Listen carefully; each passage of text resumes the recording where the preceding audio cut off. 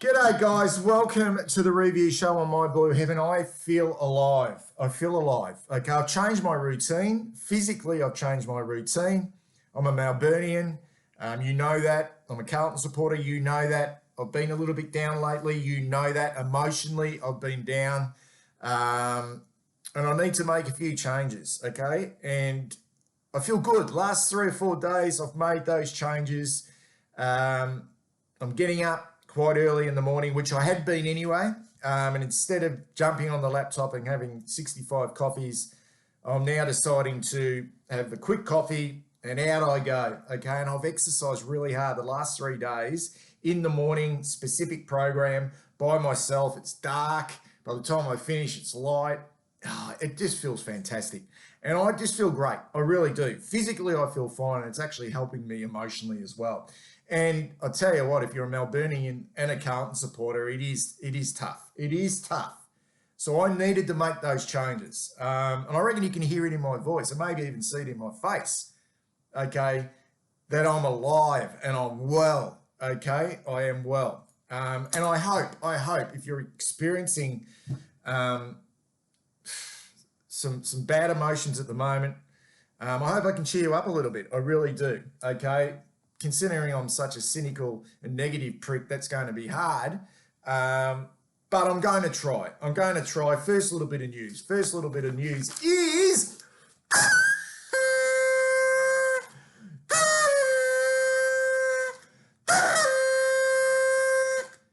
2,000 subscribers. Got up Saturday morning, coincidentally, on the morning of changing my routine. Okay, I switched the kettle on, quick coffee, opened the phone up, didn't open your laptop, just phone, have a quick check of YouTube, my account, 2,000 subscribers. 2,000 subscribers. Fuck. Wow. Wowee. Okay, thank you. Okay, it means a lot to me and the support, the level of the support. I am generally appreciative. Okay, I think all of my subscribers are here for the right reason. Okay, it's something I think about, but it's something I forget. I forget to ask for the support a lot. You know, can you please press the subscribe button there on the right-hand corner when it pops up? I forget, okay? It's there in my notes somewhere and then I lose it because I'm so disorganized. But I understand how important having subscribers are if you want the channel to grow, blah, blah, blah. To reach 2,000 subscribers after saying about a month and a half ago that was my aim before the end of the year, it's just a great thrill for me. And it gives me, it gives me more incentive to keep going. And I'm wrapped. So thank you. I want to share something else while I'm in the good mood, while I'm in this good mood. And I've taken it down. I've taken it down, guys. That's what has happened the last few days. I've got out. I feel better. I've taken it down. Okay, there she is. There's the jumper right over there. But have a look at this. Whoa! Have a look at this. This is a duffel coat. Now, those of you who are my vintage, all right, will know what a duffel coat is. But those of you who are a little bit younger, and I don't know if I'd have many young subscribers on here or followers, okay, but these are what we used to wear to the football in the late 1970s, like probably earlier, but I remember the late 1970s and the 80s. I don't know when we stopped wearing duffel coats, but I don't see them around at the football anymore. They kept you warm. You had your favourite players on the pockets, okay, number 4, Peter Bozzusto, and at number 5, Kenny Sheldon, and on the back, my boyhood idol, Jamie Buckley, who I followed. As soon as he came from Kyneton as a 16-year-old, I jumped on the bandwagon. Okay, now the reason why I'm sharing, and I think I shared this way back in season 1 of My Blue Heaven. Have a listen to fucking me. It's not The Walking Dead. Stop talking seasons. But I did share this in one of my original episodes because at the time it was falling to pieces. The numbers were all falling off. These names had fallen off. The badges were still all there. The coat itself was in pretty good condition, but my mum had it restored for me. She got all the numbers, all the names done again, the numbers on the pocket, the names on the pocket. This number was okay. The number 16 was okay, but that's original. And the badges are all original. We've got Jimmy Buckley, Phil Malin individual badges. We've got the one-eyed badge. We've got all the I Hate Opposition Club badges. We've got Peter McConville. We've got Kenny Sheldon. We've got all Jimmy Buckley badges down here. I was obsessed with the Blue Baggers. I was obsessed. That's brilliant. Brilliant. Okay. That should be in a museum somewhere. All right, I'm going to pop that down there. My mum's a beauty. She really is. Okay. Now, when she took that to the dry cleaners, it was a bit grubby. Been hanging up in the cupboard somewhere. For God knows how long by itself. Lonely. She took it to the dry cleaners, and the dry cleaners said, "Can I take that home and show my dad? He's a Carlton supporter." And he took it home before he dry cleaned it. Mum said, "Yeah, no worries." And he got quite emotional when he saw it. He got quite emotional. But when the dry cleaner took it back to actually dry clean it, he checked the pockets, as you do, before you clean anything. And he found some tickets, which have been in there since 1982 and 1983, respectively. Now, this one here, now my mum's had these tickets. She's unbelievable. She's had these laminated for me and put them back in the pockets. This one here's the prelim final of 1982. And there's the price there. $12 for an adult, $6 for a child.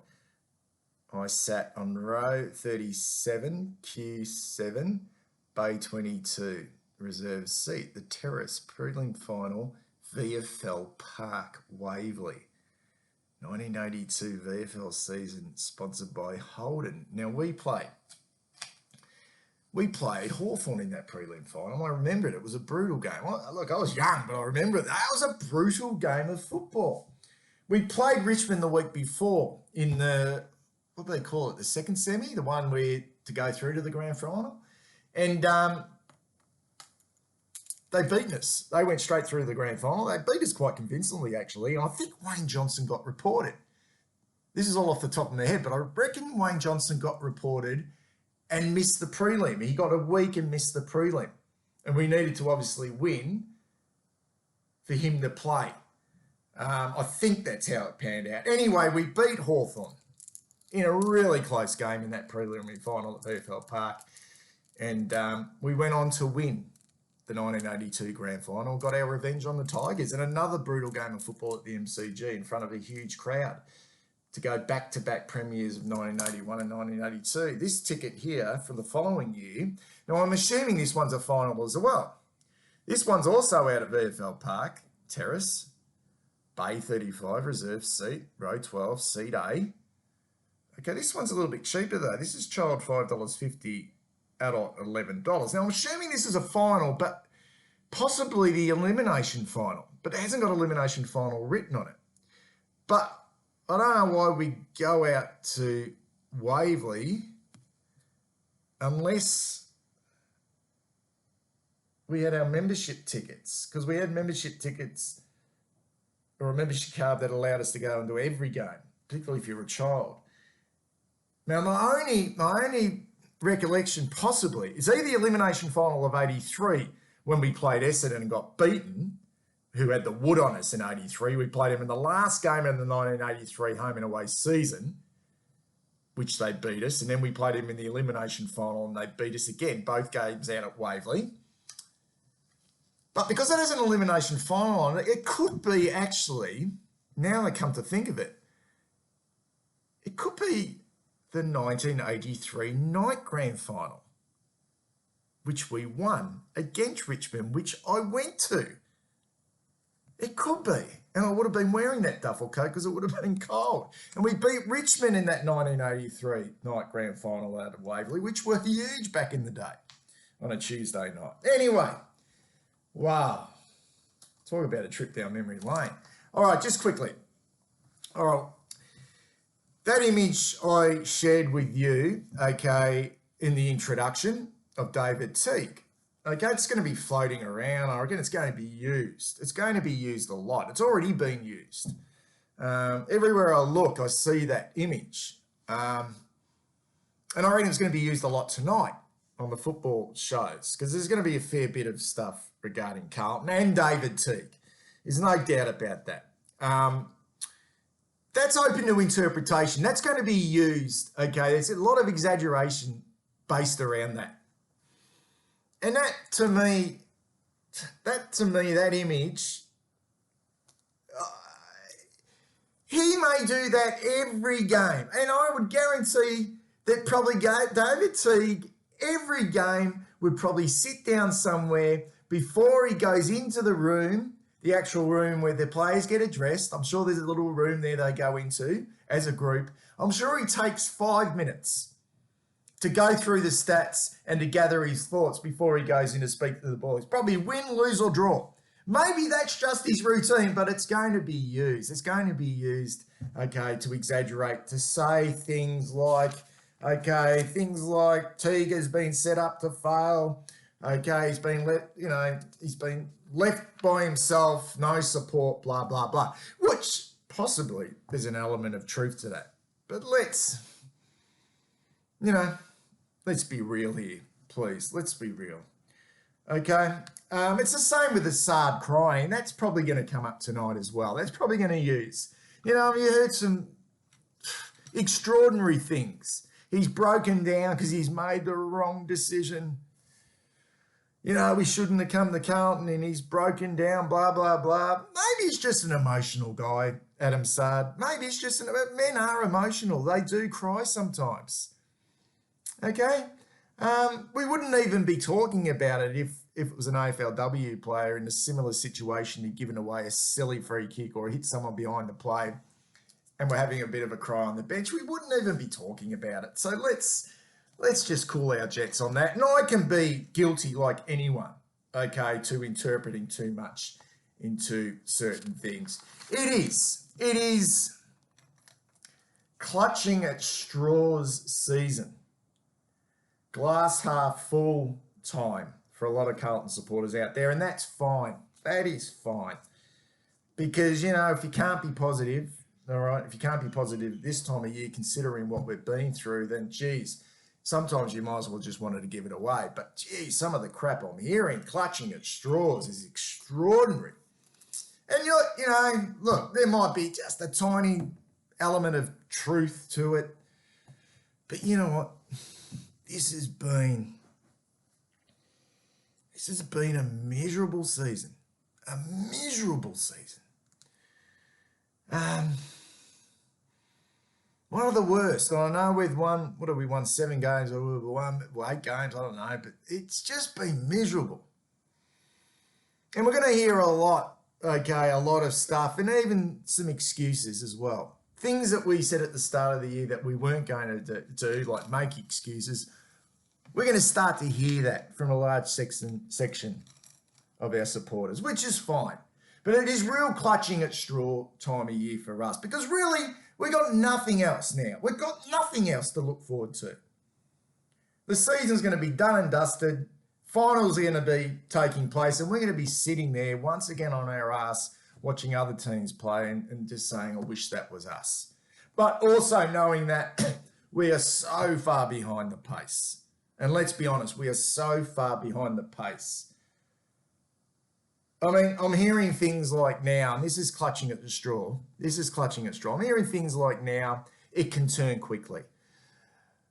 God, how many times do we want to say that? How many times do we want to hear that phrase that it can turn quickly? I mean, I'm pretty sure we heard that last year. I'm pretty sure we heard that the year before and the year before that and the year before that. Every year we say it can turn quickly. I know we probably haven't got anything else that we can turn to. But we're going to hear a lot of crap over the next few weeks. You make up your own mind which way you want to go. Are we in huge trouble? Have we got so much work to do, too much work to do that you can actually try and imagine? Or are you that glass half full type that is going to see some positives moving forward? I don't know where I'm at the moment. I really don't know where I'm at the moment. But I'm not joining in the clutching at straws brigade just yet. Maybe I'll get there. But I'm not angry at the moment. I'm not angry. I have been angry over the last few weeks. And you should be angry after a 95-point loss. You really should be. But I found it actually quite comical in that last quarter. And I feel a little bit guilty because I reckon I upset my eldest son, who was, I reckon he was just generally upset about that performance and where we sit at the moment. But I did laugh when Milo got caught. Okay, when he tried to take that game on in that last quarter, and the comical nature of that situation, how many times he's been fucking told probably not to do that, and he got caught and he had no right side and he was trying to get on with his left foot and then just bang. I just burst into laughter. I really did. And it wasn't a defense mechanism laugh either. It was a true laugh. It was a gut belly laugh. And it echoed right through the streets, I reckon. And usually during a Carlton game, it's not a laugh that they hear. It's something else. It's these expletives that are heard down the street where I live. But this was a laugh. And then I laughed when an opportunity just to break that run of 19 goals or wherever it was in a row, when Levi, oh my God, hit the post. And that was even a louder laugh. So that's what I felt during the game. And it was an interesting afternoon because there's not a lot to do here in Melbourne at the moment. So I decided to watch the game before the Carlton game. Our game was on at 4:40. And I don't know. I thought, let's just watch a game beforehand. There's a Hawthorn Bulldogs game on. I'll tune into that. So I watched that, and I don't know. I felt myself wanting Hawthorn to win. And why would I? Why would you want Hawthorn to win, considering the amount of bloody success they've had? But they were the underdog. And I don't particularly like the Western Bulldogs. I don't like them. I don't like them because I live in the western suburbs here in Werribee, and a lot of my mates are Western Bulldog supporters, and I don't know. It'd be a bit like if you lived in Geelong and you're not a Geelong supporter. That's what it feels like here in Werribee. So I don't have a great affiliation for the Western Bulldogs, and they're on, they're near the top of the table. And I just wanted Hawthorn to beat them. And I haven't watched a lot of Hawthorn of late. And I'll tell you what, I was watching this game, and there were players in this Hawthorn team that I'd never heard of before. And I wouldn't even know them if I tripped over them in the street. And they had their injuries. I mean, they're going through a bit of a transition stage. But they didn't have O'Meara in the midfield. They didn't have Warple. And this was a midfield with Mitchell. I know he's a Brownlow medalist, and Dylan Shields. But they were going up against a full-strength Western Bulldogs midfield. Bontempelli, McRae, Dunkley, Bailey, Smith. Okay? Liberatore, Hunter. Just to name a few. And I'm watching this Hawthorn team and the relentless pressure. And I wanted them to win, I wanted them to win. So they applied this pressure in the first half, and they got a lead at half time. But I wanted them desperately to win, to be perfectly honest. But I was watching them with a Carlton attitude, you see. I was watching them with a Carlton attitude. And this just shows you how fucking damaged we are as a supporter base, and how our football experience has been just damaged. So we can't even watch another side now that we want to win. And we get this, not negativity, but we get this doubt and insecurity, even with other teams. Because we've been conditioned to feel this way. And I'm watching this Hawthorn team, I'm thinking, geez, look at this unrelenting pressure they've applied to this Bulldogs team. But all my thoughts were, Dogs will come. Hawthorn, they'll fold. They're a young team here. They've got a lot of inexperience. They're not going to play finals. Who's Hanrahan? Who's Nash? Who's Morrison? Who the fuck's Downey? Who's Brockman? Okay, they had two players They had Lockie Bramble, I think his name is, from Sunbury, who they picked up as in the supplementary pre-season draft, Lockie Bramble, and a guy called Jay Newcomb, a tackling machine, in the mid-season draft playing. And then they had two guys up in the forward line who I knew in Lewis and Kaczynski, but they're not like household names as key forwards. And then their back half. Oh my God, I'm watching their back half.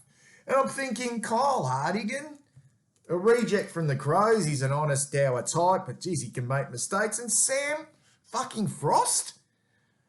Oh my God, how infuriating must he be? And Tim O'Brien, I mean, he's just been around the block. He's forward, he's back. I mean, and I think they won't hang on. Because that's the way I feel about Carlton. No, we won't hang on. We'll fold here. And then when the Dogs came in the second half, I'll go, here we go. And this is the Carlton in me. Here we go. Okay, here we go. They'll fold here. And then they found something. They dug in. They rolled their sleeves up. They weren't going to let this Western Bulldogs, this star-studded Western Bulldogs team run all over the top of them. They had some pride about their foot performance. They responded. They stopped the momentum. Dogs, I think, maybe kicked 2, 3 in a row, max. Might only been 2. And then when the Dogs, at the start of the last quarter, Hawthorn just played the game on their terms in the last quarter. They kicked 1 goal and they had the Bulldogs, I don't think the Bulldogs scored in the last quarter and ran out pretty easy bloody winners in the end. And I thought, this is an unbelievable segue into our game. 2 things from that Bulldogs game. This team was playing for their coach. They were clearly playing for their coach. A coach who's literally been sacked, but means so much to that football club. But also a team that genuinely believe in what they are doing. You know, they genuinely believe and have been taught, okay, the right way to play football in regards to attitude and application. And sure, they've had their ups and downs this year, the Hawks.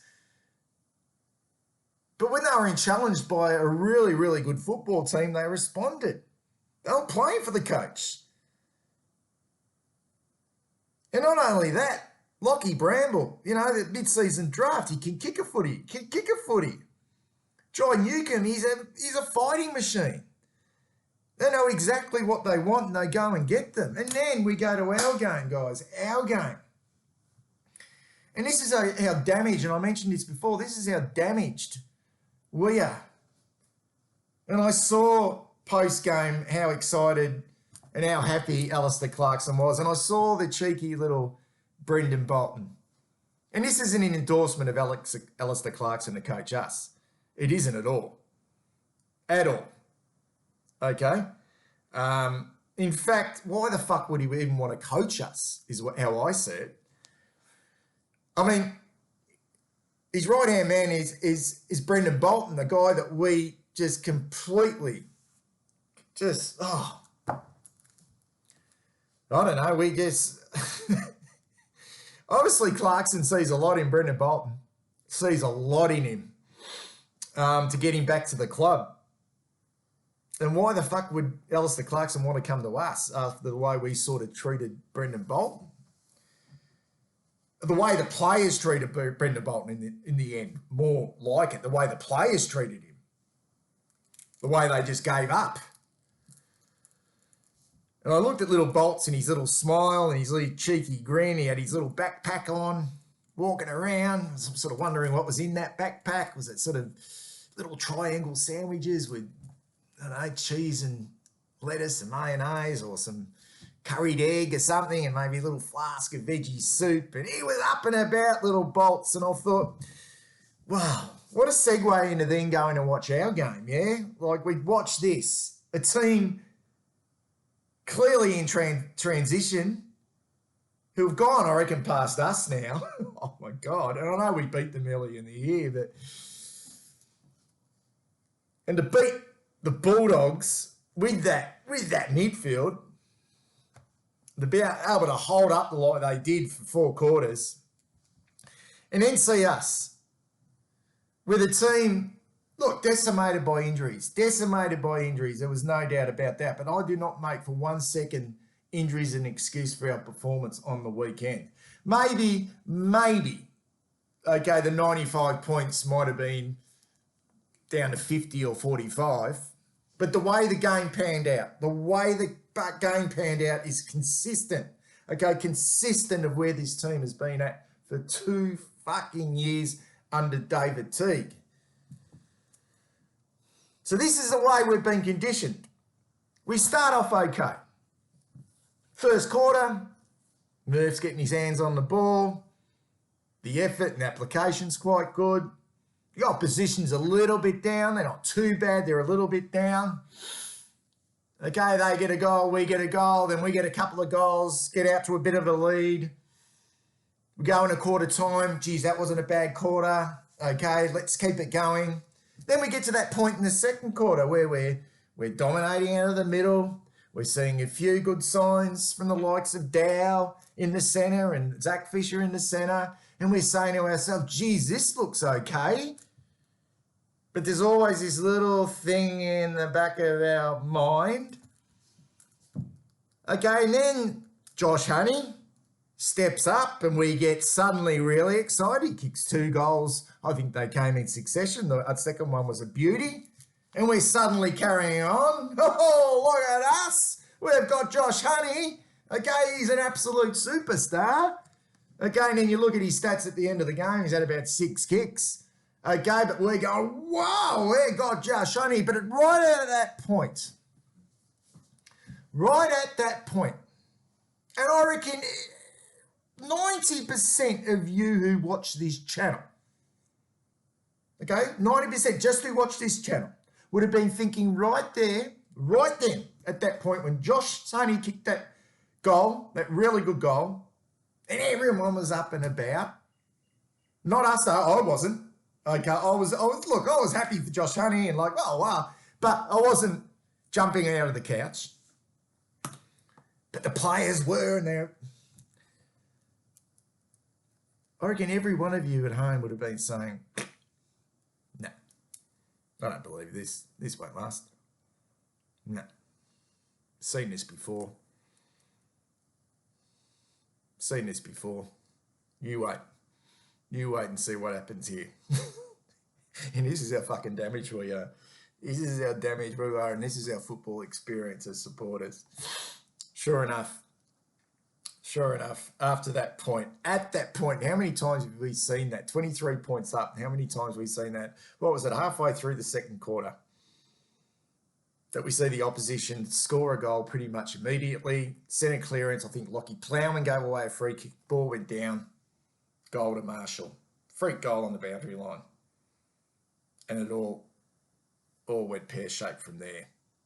Okay, it all went pear-shaped from there. 19 goals straight from that point onwards. They went in 23 points down to be leading at half-time. And there wasn't a yelp. There wasn't a yelp from this team after that point. So I went from watching a game where the Hawks were clearly playing for their coach, and you would think the position David Teague is in at the moment, and if they truly believed in David Teague, you'd think they'd roll their sleeves up. Our boys would at least roll their sleeves up and show more heart and application than what they did, regardless of the injuries we had. And we've seen us fold in similar situations, even with the likes of Harry Cripps, Martin and Jones playing. We've seen us fold in similar situations. We saw it against the Western Bulldogs when we led by, 27 points. So this is a consistent thing. We're cheats. We're nothing more than imposters, liars. We lie the way we play our football. We know it won't last. We knew we would fold. We had no belief. And I reckon David Teague does not have any belief at all that they were going to be able to sustain anything. And you know what? I wasn't even expecting a win. We all knew that we wouldn't win that game of football. We all knew that. We all knew that we'd probably get a thumping as well. But what a perfect time. What a perfect time and perfect scenario when you're 23 points up and to get challenged like we did was to at least be able to respond and show something. Even if it ended up being a 15-point or a 20-point loss, we would have probably taken that. But we don't know how to dig in. This team does not know how to dig in, or that term, to roll up our sleeves. We got smashed at centre bounce. We got murdered around stoppage. We got crucified at clearance. See what I did there? See what I did there? If you want to sound like you know what you're talking about, guys, use the singular. Use the singular. Stoppage. Clearance. Don't say clearances or stoppages. Say centre bounce instead of out of the middle or out of the guts. I was listening to Channel 7 on Friday night, Daisy Pearce and Justin Leppich. Oh my God, how many times did they say the word stoppage, singular, clearance, smashed around stoppage? Isn't it stoppages if you're getting smashed around stoppages, not just stoppage? Okay, anyway. We just got murdered, okay? And there was no response at all. It was meek. It was pathetic. It was laughable. He can't survive that. He cannot survive that, and he knows. And I don't think any level of support, he is the head man. He is the head of this football club, the head coach. This, in the end, was not about game plan. There's a game plan there. This has been able to instill some character, some intestinal fortitude into this group when it gets tough.